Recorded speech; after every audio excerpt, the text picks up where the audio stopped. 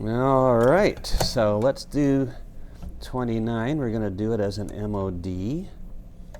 So we have the contact on both sides to deal with.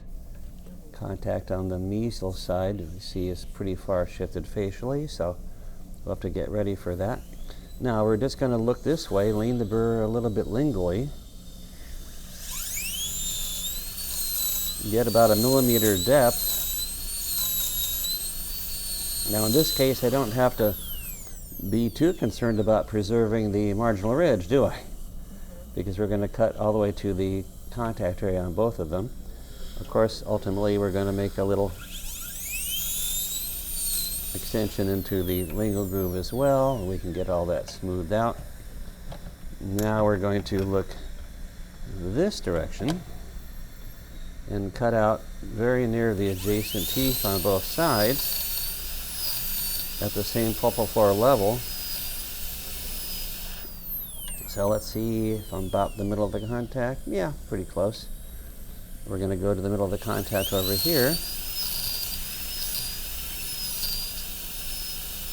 Right up next to the adjacent tooth. So again, we'll get as close as we can to the adjacent tooth in the middle of the contacts on both sides.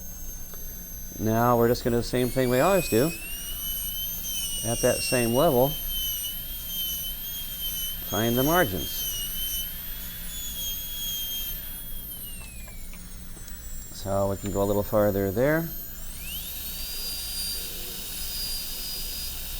Come out facially.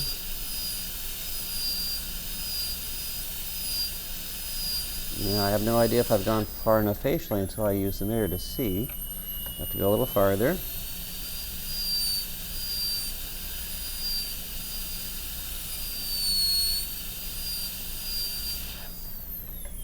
A little farther, but we're getting pretty close.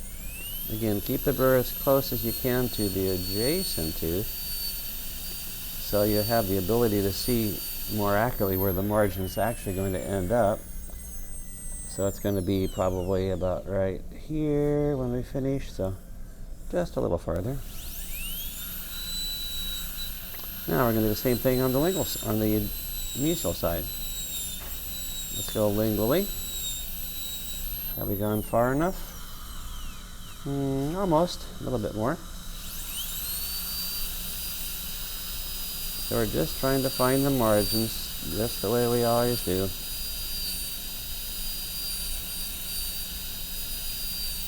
Keep the burr vertical. Okay, certainly need to come out more facially. Lingually, we're fine.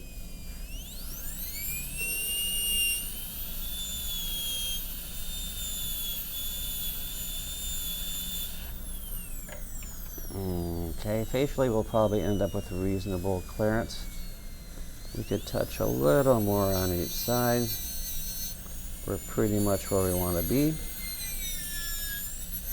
So I have the same pulpal floor level all the way around here. Okay, now let's go ahead and cut inward if we're going to do amalgam, right? Yes. Okay, so start from the margin, cut straight in. How's our exit angle? Hopefully it comes out a little bit obtuse to start with, because we can always make it less obtuse. It's hard to make it more obtuse. You can't make it more obtuse without extending the margin. You can't make it less acute without extending the margin.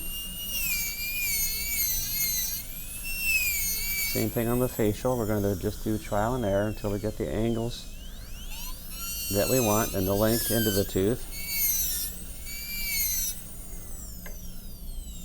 Okay, so we've almost got this smooth connection over here done. So let's, at this level, there's that margin, let's cut straight in.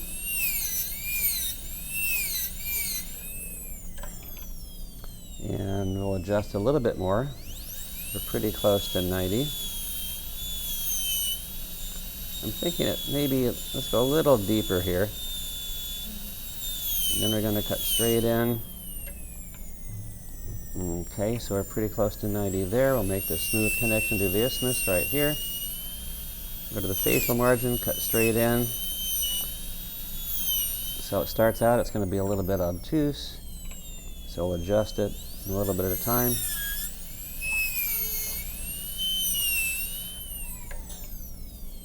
till we get the angle that we want.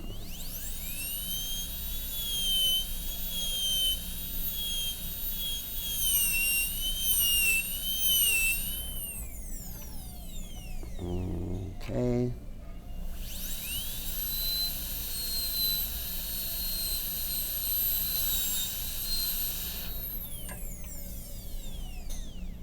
Okay, I'm going to change the angle a little bit more here on the mesial buccal. Again, we start the margin, cut straight in. Get the margin, get the angle, get the length. Let's go a little bit closer to 90. Again, we're just trying to make sure that it's easier for us to go gingivally by doing the occlusal outline as well as possible.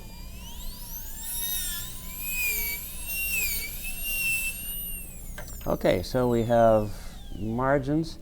The clearance is going to be minimal in these areas, but we'll work with that. Now let's go gingivally. So I'll switch over to the 55. We're going to go gingivally the way we always do. We'll do it by trial and error, but we're going to go gingivally on both sides at the same time.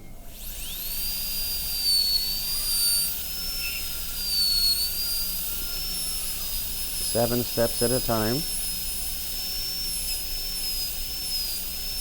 I'm looking so I can see exactly how close I am to the adjacent tooth when I get that last little bit removed. So you see now we still have to go farther gingivally.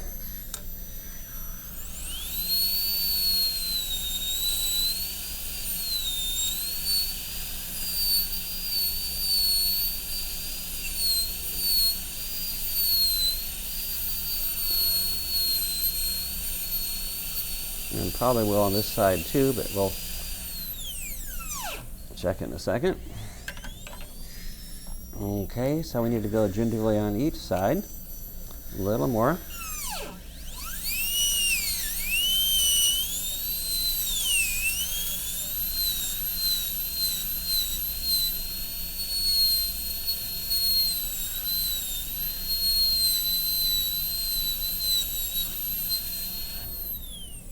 Now on the distal box, the gingival clearance is starting to get there.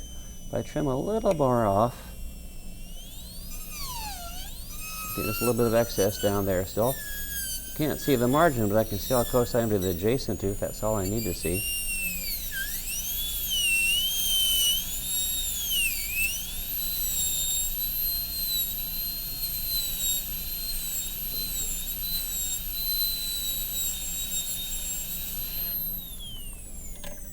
Okay, so let's see, on the mesial side, we're getting pretty close. I think I'll go gingivally a little bit more on each side just for fun. So again, get the corners.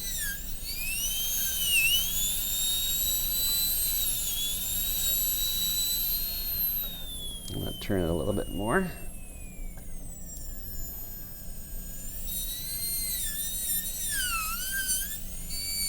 If I had a headlight that was between my lenses, that would make it so there's less in the way of shadowing, but I don't because the camera's between my lenses.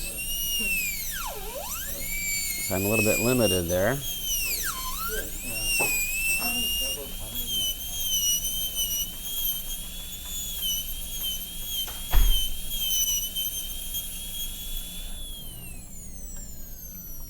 Okay, so now we've got gingival clearance on both sides. We've got some hooks on the facial lingual margins. So we're going to use hand instruments. And so, let me see, got an enamel hatchet somewhere? Okay.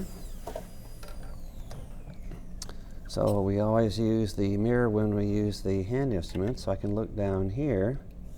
Make sure I have the instrument perpendicular to the surface when I come down that margin, get rid of any hook at that margin. Right down to the gingival floor, same thing over here.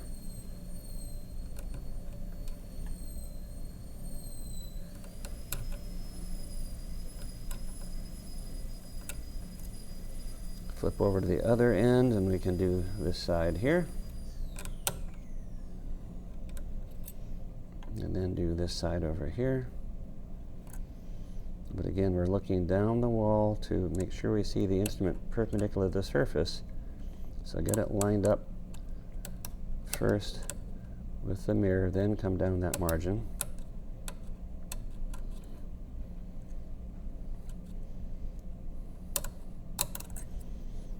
Okay, and then we can square up the internal line angles.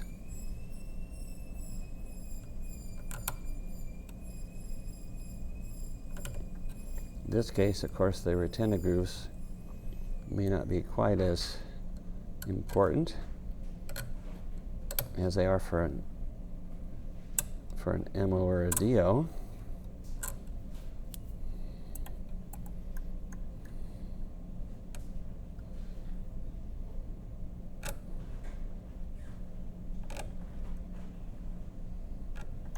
But we will put them in anyway.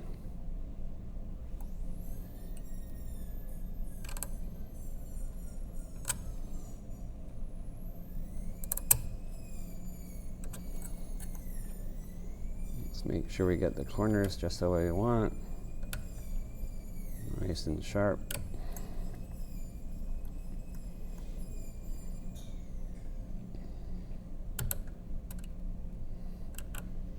Now we use the hoe. So the hoe fits against the axial on the distal side. This side does, so we can cut down.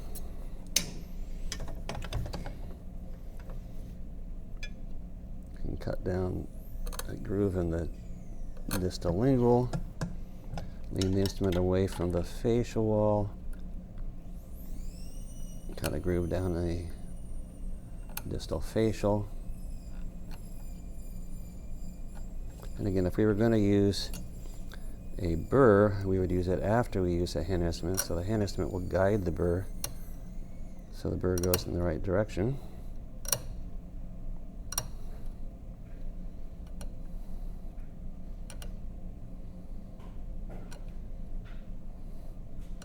This side doesn't feel very sharp. We're getting the idea there anyway. Now we don't have to worry about which gingival margin trimmer we pick up, do we? So whichever one we pick up, just make sure you use it in the right side. So angle the gingival floor all the way to the facial wall, all the way to the lingual wall. Don't angle it so much as it's actually a bevel. We're gonna bevel the axial pulpal line angle though.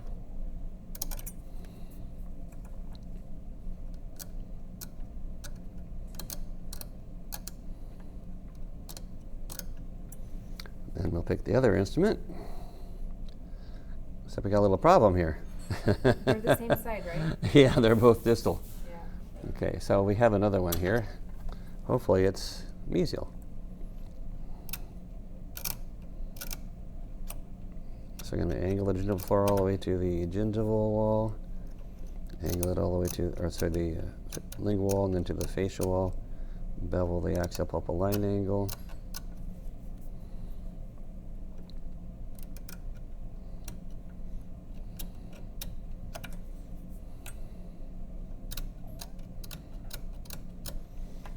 Okay, so that's pretty close to what we want. We could come back.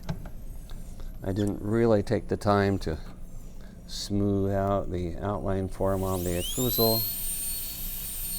We could just do that a little bit.